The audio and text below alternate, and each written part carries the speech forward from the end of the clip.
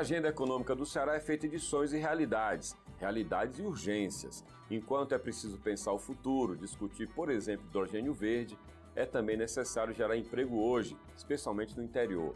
Para conversar sobre o cenário atual e sobre perspectivas, a gente recebe no programa de hoje o economista Célio Fernando Mello. O programa do Anuário já está no ar. Célio Fernando Bezerra Mello passou pelo governo. Ele foi secretário executivo da Casa Civil, tocando em larga medida a agenda do governo para o hidrogênio verde. Ele segue à frente da BFA, que agora, com uma fusão, se tornou Asto-BFA e foi determinante para conteúdos do Anuário do Ceará. Os técnicos da Asto-BFA, por exemplo, trabalharam os conteúdos da economia do Ceará, das finanças da capital e da infraestrutura. E é com o Célio Fernando que a gente conversa agora. Célio, bem-vindo, obrigado por aceitar o convite. Obrigado mais uma vez, Célio. Essa parceria tem sido muito virtuosa. Sim, certamente. É importantíssimo para o Anuário ter a BFA, a Asto-BFA agora, porque é uma leitura muito técnica, não é muito específica e é muito bom ter vocês fazendo esse trabalho. E a primeira pergunta, Célio, é de leitura de cenário. Estamos falando de um governo do Ceará que tem um legado, desde os anos 1980, de ser um governo que opera no azul, desde aquela época do ajuste fiscal do primeiro governo Tasso. E a gente se depara agora com preocupações que passam pela saúde financeira do Estado. A Firjan fez um relatório que preocupou bastante. O governo tem a sua versão. Queria que você lesse esse cenário, o que é que de fato temos hoje no quadro, qual é a cor das finanças do Estado hoje? Eu vi até o depoimento, né, da explicação do secretário da Fazenda, né, o Fabrício Gomes. É importante a gente poder entender que o Ceará fez um plano de desenvolvimento junto ao Banco Mundial. Só que esse plano de desenvolvimento era para você trabalhar e dar manutenção ao investimento público. Nenhum organismo multilateral faz renegociação de dívidas, não é esse a questão. Como o Ceará, nessa vontade, nesse sonho, nesse protagonismo da transição energética, ele pegou e começou a tratar isso para poder manter o investimento público, porque isso é necessário para esse protagonismo, você ter infraestruturas. Então, como manter isso? Então, foi discutido com o Banco Mundial um plano, né, que se chama Reestruturação Econômica e Fiscal para o desenvolvimento da transição energética. É nesse caso, nesse momento, é que você reestrutura a parte econômica e fiscal do Estado e você tem um ganho até, porque as taxas de juros são menores do que alguns empréstimos. Acho que a economia do Estado do Ceará foi de algo em torno de 700 milhões, e isso num volume de recursos de 2,6 bi. Só vou falar nessa ponta aí, porque pude participar, apoiando, né, obviamente, ao Estado nessa situação, e é muito interessante, porque às vezes você coloca, olha, qual o espaço fiscal foi pedido ao Tesouro, né? E, de repente, é porque quando você vai fazer um pedido e isso não pega limite, porque eu estou trocando dívida para melhorar a questão do investimento público, aí você levanta essa questão. Então, a verdade é que continua saudável, tá? Não há nada que aponte para uma lógica diferente. Continua saudável. A operação foi importante? Talvez sim, para poder manter esse investimento público. Acho que o Ceará foi 7 anos seguidos, o maior investimento público em relação à receita corrente líquida, né? Então, agora recupera. E isso é necessário. Acho que esse é o ponto. Tem que lembrar que foram esses 540 milhões de dólares, tá? Que foram até em moeda em ien, tá? Baseado aí em alguns estudos que o governo fez. Nós temos aí também uma solicitação que ocorreu para o Porto e tal, algo em torno de 90 milhões, com 10 milhões do PCM de contrapartida, 10 milhões de dólares nós estamos falando. Houve também uma solicitação que a gente chama de fundo concessional de 35 milhões de dólares do Climate Investment Fund. Há outras iniciativas até de fundos a recursos perdidos, porque a gente está vivendo alguma coisa, a gente fala da energia renovável, mas a grande questão é a mudança climática. Você viu aí o Rio Grande do Sul, todo mundo diz, em 41 houve, e agora está vendo, não, é a aceleração dos fenômenos. Sempre existiram, a gente tem o El Niño, essas coisas, é óbvio que vão continuar existindo, como houve a era glacial. Tá? Então, se a gente for entender, é óbvio que a gente tem mudança de clima ao longo dos milhões ou milhares de anos da existência até humana, sobre todos esses aspectos. E agora você está pegando e tentando trabalhar tudo isso. Quando vem um Banco Mundial, quando vem um European Investment Bank, quando vem uma KfW e tal, conversando isso, é porque nós estamos numa mudança de época. Isso a gente discutiu até no anuário. Essa mudança de época tem que ser entendida. Você colocou uma coisa tão importante, pragmatismo que se coloca, que a gente tem que ter uma realidade onde as pessoas passam fome. As pessoas passam realmente fome e há muito tempo, porque acabam esquecendo que a gente só consegue resolver as coisas a médio e longo prazo. Então, esse é um pacto ético, é um pacto que a gente faz entre gerações. Infelizmente, uma geração acaba sendo um pouco mais, quando você planeja o médio e longo prazo, ela fica sofrida naquele momento, porque você tem que pegar e preparar para as futuras gerações. Esse é o pacto intergeracional, né, que a gente diz. E é isso, José. Tá. Então, às vezes, o sonho e a realidade, eles se confundem porque, às vezes, o sonho é muito mais realidade porque ele está olhando estruturalmente. Ele olha no médio e longo prazo. Nós que somos mais provincianos, a gente quer um tiro curto pensando que isso resolve. E a gente acaba ficando sempre num poço sem fundo, porque a gente sempre está tentando resolver o curtíssimo prazo, sem esse olhar do longo prazo. Vamos lá, a vida real é dura, né? Dura demais. A vida real não tem tempo para esperar que o hidrogênio verde se firme, porque nem sequer tem um marco regulatório claro no Brasil. A vida real quer emprego lá em Itaiçaba, lá em Itapiúna, lá em Granja, para o trabalhador com baixa qualificação poder injetar plástico e fazer sandália, como a Grendene faz em Sobral. Aliás, faz há muito tempo. E o impacto para a gente é do emprego de chão de fábrica. A Grendene não se relaciona com o Estado de maneira mais pronunciada, a baixa remuneração. Pergunto, como conciliar, Célio, essa agenda, né, insistindo nesse ponto, de uma agenda tão moderna como você traz, do hidrogênio verde, você se envolveu tanto com isso quando estava no governo, versus a urgência de saber quem vai fabricar no lugar da Paquetá lá no interior? Para você ver. Só em a gente olhar para o hidrogênio como foco e ver a transição, a gente pode pegar e qualificar fundos para o futuro, porque é assim que pensa o mundo. Quando você fala essa questão do hidrogênio, é muito ditado popular, para ficar bem mais fácil. Mais vale a viagem do que o destino. Nós estamos numa transição, ninguém vai mudar. E aí não é inteligente pensar que nós vamos mudar 2.000 postos de gasolina para 2.000 postos elétricos. Não existe isso, tá?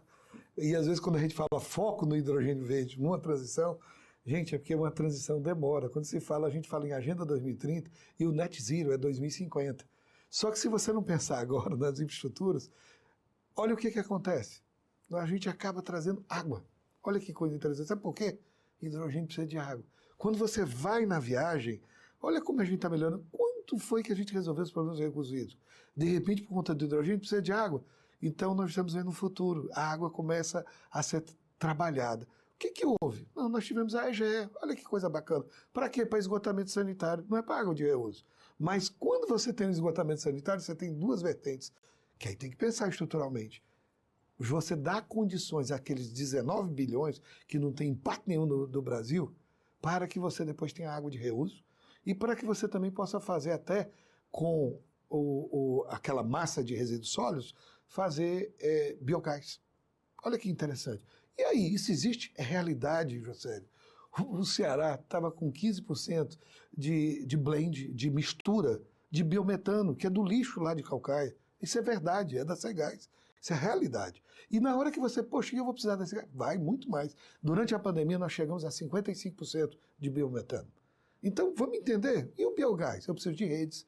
E olha, se eu tiver hidrogênio verde, poxa, eu tenho que ter dutos. Olha que interessante. E aí, para cada 3 gigas que eu fizer de energias renováveis, essa fotovoltaica e essa ventos, eu posso fazer 1 giga desse hidrogênio que eu posso mandar. Aí você me pergunta, mas isso é importante? Também não. Sabe por quê? Quando eu estou pensando no hidrogênio verde, olha o que eu descubro. E que não é um negócio. Eu recebo uma ligação lá do governo federal dizendo que é estratégico a gente fazer fertilizante, porque nós importamos, José, 20 bilhões de dólares ano. E ninguém pensa nisso. 20 bilhões de dólares ano, olha que o nosso orçamento do Ceará é 36. Quando eu estou falando do hidrogênio, não chegamos no hidrogênio, não. O hidrogênio, quando você mistura com nitrogênio, que pode ser uma vertente, vira uma coisa chamada amônia, que com aquele negócio que faz 20 anos que está se procurando lá, que é fosfato, tá certo? Sabe o que a gente tem? O que precisa o Centro-Oeste, que é o celeiro do mundo. As mudanças climáticas levam à questão de segurança alimentar para o mundo. Bilhões de pessoas, nós estamos indo para 10 bilhões de pessoas. E tu já imaginou, se a gente não tiver o fertilizante no Brasil, a gente só fica mercado primário importando? Olha o que é o hidrogênio. Quando eu vejo o hidrogênio de maneira capsulada, eu estou olhando a eólica de 20 anos atrás, que precisou do Proinfa. Quando eu tinha o Grambel fazendo o telefone, eu estou olhando do mesmo jeito, porque não tinha escala para ter telefone. E olha para onde a gente foi. Até em 66, com aquele negócio de jornada nas estrelas, inventaram um negócio chamado celular. Tá entendendo? Então, as coisas, quando a gente pensa, elas são muito mais longevas do ponto de vista de você estruturar. Agora, quando eu vou olhar, e aí? Estou passando fome hoje, tenho que vender o almoço para comprar o jantar. É uma verdade. Aí vamos ver, tem lá o combate à fome, 53 mil famílias recebendo uma assistência. Mas será que deve-se viver de assistência?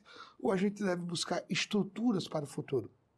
Então, as energias renováveis, segundo o IRENA, para 2050, você vai ter de 5% a 7% só de hidrogênio. Ninguém está dizendo que é mais do que isso. Você vai ter 74% de energias renováveis.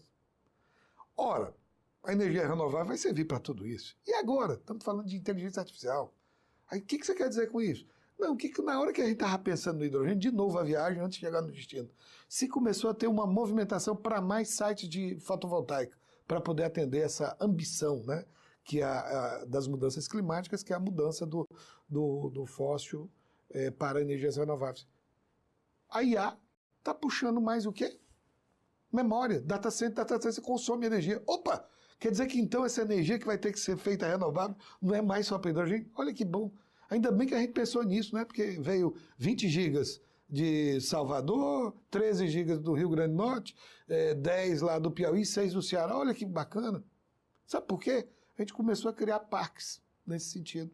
Casa dos Ventos andou falando até que vai investir maciçamente em data centers. O que você está dizendo? Eu estou dizendo que não existe transição energética sem transformação digital.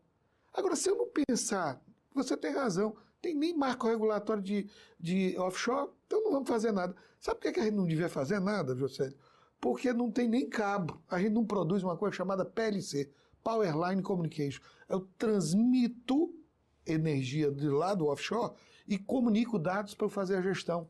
Você sabe como é que é feito um site fotovoltaico? Ele é feito num escritório, faço uma sala de situação, tudo por fibramento óptico. Opa, o que você está dizendo? Estou dizendo que ainda vem mais isso, conectividade. E por quê? Quando eu estou falando do hidrogênio, quando vem essa conectividade toda, eu estou ajudando um empreendedor digital, estou chegando em quem é mais vulnerável, estou trazendo a internet para as escolas, estou fazendo tudo isso. Por quê? Porque é interessante desenvolver o nosso subdesenvolvimento digital para um outro patamar. Isso vai acontecer? Espero que sim. Mas você vê que o destino está ficando menos importante do que a viagem. E o biogás sendo desenvolvido? Opa, é verdade? É. Então, para que isso? Para tudo isso. Então, são muitas a gente costura ter um ponto, mas é um fragmento. Você conhece o mapa de interconexões do World Economic Forum, você vê quantas variáveis que a gente tem de um mapa de interconexões e interdependência, para a gente poder entender o mundo. Existe uma crítica, né, recorrente de quem é opositor ao governo, e ouvi muito isso, de bater muito forte no governo por conta do hidrogênio verde, de chamar o hidrogênio verde a bala de prata. Não tem bala de prata, eu ouvi muito isso, nós vimos isso ser proferido. E ao mesmo tempo, Célio, você traz esse discurso do percurso importante antes de chegar ao destino. E o contraponto ao hidrogênio verde, como sendo a suposta bala de prata, é de que a gente devia estar investindo em inovação, por exemplo. Você está dizendo o seguinte, inclui inovação. Claro! Como é que eu vou chegar? Mas pergunto, o Ceará, nessa agenda do hidrogênio verde, ele está atuando também nesses outros campos ou ele está focado ainda apenas no hidrogênio verde? Não, todos os cantos são importantes. Só para você ver, por conta disso, acho que foi notícia até do Povo, 6,5 milhões de dólares que o Banco Mundial deu para um centro de inovação para a SAF, combustível limpo de aviação. E por que isso? Porque a gente estava protagonizando esse processo. Então, eu acho, por exemplo, que são corretas as críticas quando eu digo assim, o número que dá. Eu não tenho a viabilidade econômica para poder dizer que o hidrogênio... Quando eu não tenho escalabilidade em nada, tá certo? Eu não tenho como defender do ponto de vista como econômico. Mas podemos empreender, e aí é um pouco de Mariano Mazzucato, para poder entender, olha, esse futuro pode estar indo para esse campo. Eu não preciso pegar um iluminado para fazer isso. E aí, gente, no mínimo a gente está criando um movimento importantíssimo para a economia. Que investimento é esse no hidrogênio verde que se faz do ponto de vista da política pública? Eu acho que o que existe é um investimento forte. Agora, a fragmentação das questões de ciência, tecnologia e inovação, a tentativa é essa. Agora, onde é que está se começando? O Ceará ampliou em 44% as universidades no interior. Aqui você tem 35 IFCS. Se for pensar do ponto de vista de plataforma, não de posição, talvez o Ceará está se abastecendo muito bem da educação. Mas será que a educação é importante estruturalmente? Porque você investe hoje, pelo menos a Coreia nos mostrou que eram 30 anos. Aqui não. Poxa, tá aí, você está falando de hidrogênio de uma pandemia que eu não sei qual é o custo da quebra da molécula, não sei como transporte, não sei como vai fazer o armazenamento. Tudo isso leva a centros de inovação. Eu tenho que estudar, mas inovação não é só TIC. TIC é uma pobreza, é só instrumento. Eu tenho que pensar em muito mais do que isso. Transformação digital é o mundo onde eu tenho esse homem em transformação para o mundo digital. É tudo. É carro automado e tudo e etc. Isso está acontecendo no Brasil, no mundo e no Ceará. Agora, lembrando, hein? Nós não temos, assim como nós não temos o PLC, você sabia que no Brasil a gente tem quase 300 milhões de celulares e nós não fabricamos chip? Por que a pessoa também não pensa desse jeito? Tá entendendo? Tá. Sabia que nós somos celeiro do mundo, não temos fertilizante? Não está vendo que são caminhos que nós temos que buscar de uma maneira mais sistêmica? Eu não posso pegar e trocar um investimento do hidrogênio verde, se ele não for privado, por uma questão alimentar de uma pessoa que hoje passa fome, que não é de hoje. Nós ainda temos 1 milhão de pessoas abaixo da extrema pobreza. Muito bem. Como é que essa agenda, que a gente falou de hidrogênio verde, está falando de inovação, como é que tudo isso, Célio, aparece no Ceará 2050? Lembrando que é sempre difícil que a política, o tempo da política, eu tenho falado muito isso nesses programas do anuário, que o tempo da política, ele case, ele se conecte, tenha não anacronismo com o tempo da pesquisa, com o tempo do planejamento, tanto que na vida real dos governos, o secretário da Fazenda ou o ministro da Fazenda é muito mais relevante do que o ministro do Planejamento ou o secretário do Planejamento, porque as pessoas querem o imediatismo. Pergunto a você, será 2050 ele está absolutamente vivo dentro dessa lógica do governo hoje? Olha, vivo sim, porque ele é constitucional. Não há, eu acho que nenhuma PPA, o Plano Plurianual, ou LDO, LOA, que não siga o 2050. Agora, se ele está adaptado a cada contexto, a cada momento, essa é uma discussão que a própria sociedade deve cobrar. E é um desafio do governo que está no poder. Sem dúvida, mas o Ceará 2050 é um plano de Estado, tá certo? E é constitucional. Até isso para poder entender. Isso não existe no Brasil. Não existe, Josélio. E aí é importantíssimo isso que você fala, porque planejamento, nós temos um sistema político deformado, isso é claro. 2 em 2 anos uma eleição. Nós não temos a governança, nós temos governabilidade, porque nós temos o maior partido aqui, é o partido do Centrão, tá entendendo? Não é um partido ideologicamente discutido. Talvez o partido mais liberal seja conservador. Essas discussões que a gente não tem do ponto de vista estruturais e ideológicos é que falham nos discursos, né? Então o que a gente tem? A gente acaba trabalhando ignorância pragmática, que é aquilo que se detém o poder para a síntese, onde você tem um sim ou não, vamos por aqui ou vamos por acolá. Mas você não tem no bom método científico, que é ciência, a tese e a antítese. Que na nossa visão corporativa do mercado de capitais, a gente fala de uma análise SWOT, que é o que? Ameaças e oportunidades, pontos fracos, pontos fortes. Todo mundo faz isso, tá certo? Porque nenhuma empresa vai sobreviver se ela não tiver um olhar no horizonte. Eu não posso tomar uma decisão de curto prazo sem ver o longo prazo. Ah, mas o longo prazo está mudando o tempo todo. Pois então veja qual é o longo prazo que você está fazendo, porque senão se você continua afundando um Estado brasileiro, tomando decisões de curto prazo sem nenhuma conexão com o futuro. Você está falando uma espécie de resposta a quem questiona essa suposta abstração que é o planejamento. Pelo sistema político deformado. Eu tenho eleições de 2 em 2 anos, eu tenho que fazer coisas superficiais. Eu tenho que pegar e ter a síntese. E não tenho um diagnóstico. Eu tenho que pegar e dizer, estou fazendo. E quem pensar no futuro, e aí é uma luta, tá ruim. Ainda bem que a gente tem que pegar e ter as iluminações de Júlio Verne, né?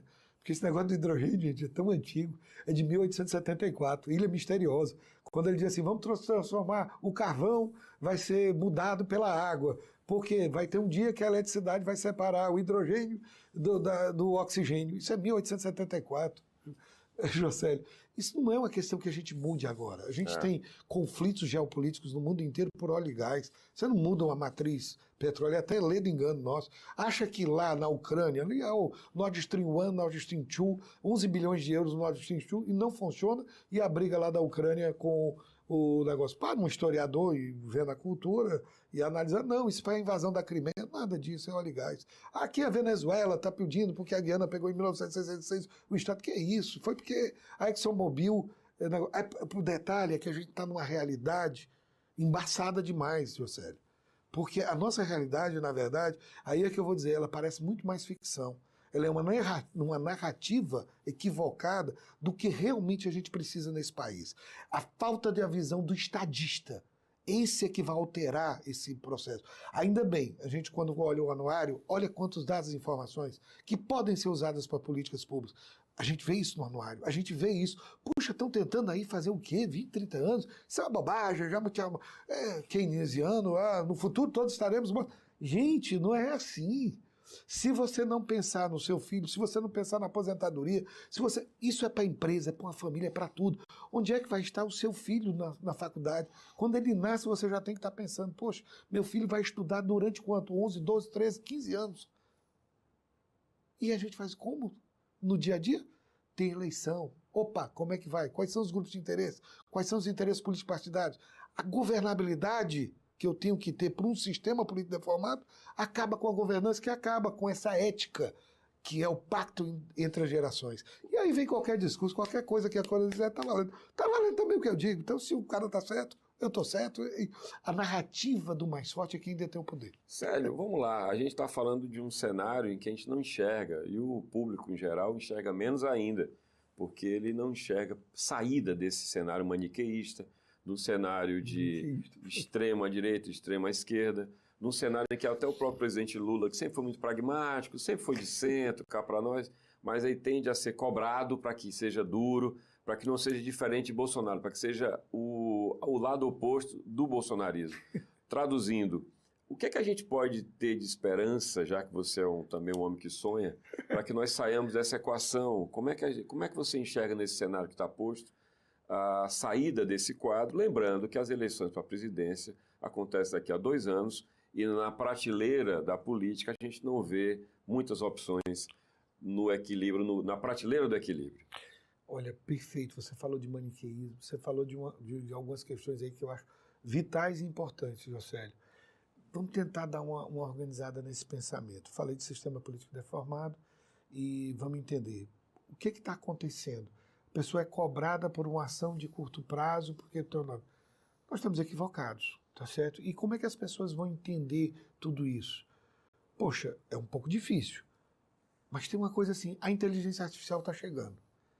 Aí como é que eu faço? Eu vou perder meu emprego? Não, você tem que ter mais conhecimento. Ela pode ser uma ferramenta para você melhorar a qualidade de vida dos homens. Eu tenho que ter a sociedade 5.0. Então, eu vou começando a pensar em outras formas e matrizes do pensamento humano para poder discutir tudo isso. Quando você fala polarização social, você bateu o centro. Era o 4º maior risco global para 2 anos, no ano passado, no relatório de risco global do World Economic Forum, do Fórum Econômico Mundial. Passou a ser o 3º, Josélio. A desinformação, que é o que a gente está vivendo aqui, não é do Brasil. Ela está no mundo, ela é o primeiro lugar no risco global, a desinformação, que é o tal, a gente pode chamar desde o fake news ou a forma como o conhecimento está sendo discutido. Então, nós estamos vivendo uma mudança de época com muitos traumas e muitas crises. Então, quando você fala em polarização social, é Bolsonaro e Lula. É direita ou esquerda? É sectarismo de direita e esquerda? É binário. A gente está voltando a 0 ou 1. Não existe mais aquela dialética, não existe mais o contínuo, não existe mais conjunto sobre conjunto para eu poder pensar. Ou você está do meu lado ou você não está. Eu sou contra o que você pensa, logo você está contra. E aí o que acontece quando eu não tenho diálogo, não tenho a boa diplomacia? o mundo fica nessa situação de extrema dificuldade. São eventos climáticos de um clima de polarização, muito mais do que a tempestade que venha com elevação do nível do mar ou dos rios. Tá certo? Tá. A gente tem que compreender que a gente está evoluindo talvez no pensamento humano. Mas talvez isso seja antropológico até, viu? Eu acho que a gente tem que tentar colocar o seguinte: eu tenho que sair do populismo do lado A ou populismo do lado B.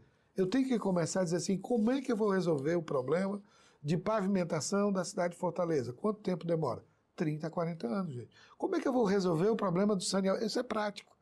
Ah, é? Como é que vai ser isso? Não, 25 anos a gente pode pegar e ter um saneamento básico na região metropolitana. Quanto custa isso?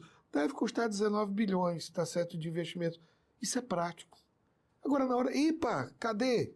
Como é que eu tenho? Aí eu não tenho obra de contenção, não tenho nada, não cuido dos mangues, não cuido de nada. Aí quando eu vejo, eu só estou a reboque. Sobe o nível do mar, e agora? Encheu. E agora? E agora? E agora? Isso não é estadista. Você é do setor privado, você teve a experiência em governo. Meu estágio. Eu imagino como deve ser a diferença do tempo do privado para o tempo do público e como é que você lidou com isso. Você tinha uma missão muito clara, traduzindo na Secretaria da Pós-Pandemia. Esperançar. Era isso. Tem que ser. As pessoas não podiam. A saúde mental, por isso a polarização está pior, é no mundo. As pessoas não estão conseguindo refletir de maneira adequada e não querem o debate. E aí o que acontece? Se perdeu, ou você está do meu lado ou não está, e etc. E nesse ponto aí, José, da polarização, você tem que dizer assim, olha, gente, sonhar. Sonhar é viver, gente. Quem não sonhar, morreu. Tá certo? Acreditar em alguma coisa é fundamental. A esperança é que, às vezes, quem tem barriga vazia pega e diz assim, amanhã vai ser um novo dia. Scarlett O'Hara e o vento levou. E aí vai ser. Senão você não muda nada. Agora, sonhar não é ficar com devaneio. É você sonhar para buscar que aquela realidade seja construída. Só para concluir, tem pouquíssimo tempo para acabar, mas falando do âmbito privado, BFA fez uma fusão, agora é Astor BFA, e aí eu pego primeiro saber de você como é que é esse cenário pós-fusão e rapidamente como é que é o cenário de fusões e aquisições hoje no Ceará. Lembrando que o Ceará, com todas as suas adversidades, é um estado de referência na Bolsa de Valores, na B3, com tantas empresas com capital aberto. Isso. Olha, eu acho que o cenário tem sido, só para te dar uma ideia, a ideia de fusões e aquisições, que é onde o Investment Bank trabalha, é o nosso foco em termos de Astor BFA, tem crescido muito. O ano passado, nós tivemos no Brasil 1.499, eu tenho todos esses números na cabeça porque é o nosso trabalho, 1.499 fusões e aquisições, e 532 foram na área de tecnologia. O que a gente aprende? Na aceleração que está o mundo, eu tenho que ter crescimentos não orgânicos. Se eu ficar na orgânico, eu não crio a escalabilidade na velocidade que o mundo está pedindo. Não dá tempo, né? Não dá. Grupo Soma como Arezo agora para quê? Para poder ter um grande grupo de varejo. E se você não fizer isso com velocidade... E a gente tem estudos, McKinsey 2024, que apontam que o retorno para investidores nesse sentido, para o acionista, ele sobe de forma média 2,3%. Isso é muita coisa. Agora, isso tem que ter proatividade. Eu tenho que ir lá, poxa, quero aumentar minha área geográfica? Opa, vou lá e adquiro antes até de montar. Isso consolida muita coisa, tá? Do outro lado, eu preciso de uma tecnologia. Eu não tinha essa expertise em pesquisa e desenvolvimento. Vou lá e compro alguma coisa. Faço uma joint venture, como a gente fez. Existiam duas expertises. Então, o mundo caminha para cooperação.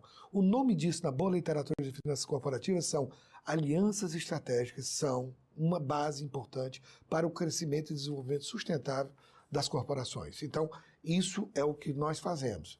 E falando assim de governo, eu acho que tinha que aprender e passei um pouquinho do que eu aprendi no mundo privado para o governo. Acho que chegamos a algumas visões interessantes. Acho que governo tem que ter uma visão até de maior longo prazo. Eu acho que a empresa, ela tem ali, como você falou, vamos aqui empregar, gerar renda e tudo, etc. Mas temos que pegar e nos adaptar, não só às mudanças climáticas, mas a um contexto dinâmico de transformação digital que está mudando os modos de produção, emprego e renda no mundo inteiro. E o Ceará, Fortaleza ou o Brasil não estão fora do mundo. É mais isso, Josélio, para dizer o que é o nosso trabalho e excelente a experiência e sempre bom estar com você aqui nessa discussão de anuário e essas provocações assim. E eu acho ótimo ele dizer assim, vamos conversar como se estivesse nos nossos almoços. E é por aí. Eu acho que está valendo tudo. Da bala de prata, a bala de ouro, ou até uma bala doce para a gente pegar e tentar adocicar um pouquinho e se esperançar. Maravilha. Célio, muito obrigado. Sempre um prazer recebê-lo. Parabéns pelo trabalho da Astor BFA no anuário também. Muito obrigado. Obrigado. Eu conversei com o Célio Fernando Bezerra Mello, economista e sócio-diretor da Astor BFA, que é uma consultoria muito importante para o Anuário do Ceará. Anuário do Ceará, que é uma publicação em edição impressa luxuosa, 680 páginas, 14 capítulos, que você também pode acessar gratuitamente pela internet, anuariodoceará.com.br. Esse programa você vê aqui no canal FDR e também na sua coleção completa no YouTube da Fundação Demócrito Rocha. Você também pode acompanhar o anuário nas suas atualizações de todo dia no nosso Instagram. anuariodoceará.com.br é o site, já falei. No Instagram, Anuário do Ceará. Não perca, até o próximo programa.